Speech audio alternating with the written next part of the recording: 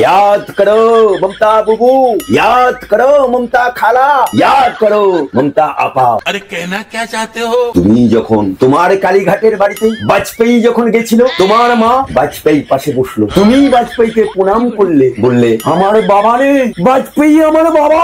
বাজপেয়ী বলল আজ থেকে মমতা আমার বিটি। अच्छा। বাপকে বললো বাপ আমি দল করেছি, কংগ্রেসকে ভেঙেছি, কিন্তু আমার টাকা নেই, আমি সিম্বল পাচ্ছি না, নির্বাচন কমিশন সিম্বল দিচ্ছে না। রুকো যারা।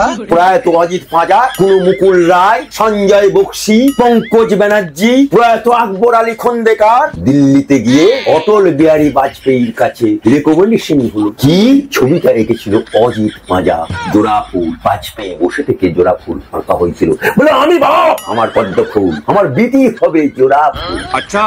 সেই জোড়া ফুল নিয়ে আজকে তুমি ইলেকশন লড়ছো, লজ্জা করে না?